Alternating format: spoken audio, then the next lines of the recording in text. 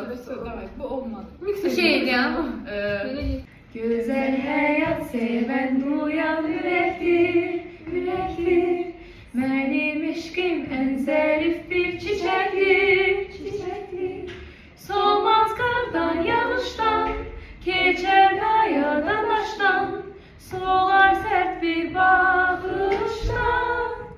Lay lay lay lay lay, lay lay lay lay, lay lay lay lay,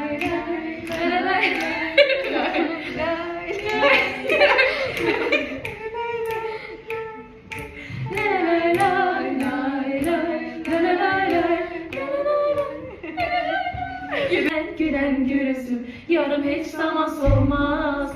Bizimki güzellik sevmemek olmaz. Gülen gülüsün, yarım hiç zaman. Neyse bir de dayanır bu olsa yaxşı olmadı. 1, 2, 3.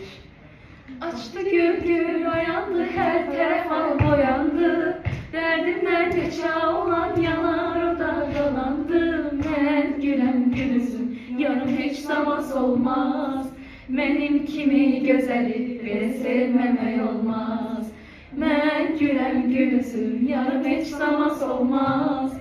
Benim kimi gözeli beni sevmeme olmaz. Yarım sevmeme olmaz. Allah'ım. Kim öldürsün? Bunların ortasında da oturabilirsin yani. Aşağıda öyle mi? Tamam. Yapalım ya. Üstümüzden geçtik oradan. 1, 2, 3. Üstümüzden geçti güle, üstümüzden geçti güle. Şen zarafat şirin. Ay bakalım hızlıca. Bir daha hızlıca. Ha. Tamam. 1, 2, 3. Üstümüzden geçti küle, üstümüzden geçti küle. Şen zarafat şirin keler. Biz mehriban aileyiz, biz mehriban aileyiz. Gelin dostlar diyek güler. Biz mehriban aileyiz, biz mehriban aileyiz. Gelin dostlar diyek güler. Dın dırı dım dın dırı dım dım dın dırı dım. Çok iyi. Alışıyor usta. Güzel cümleler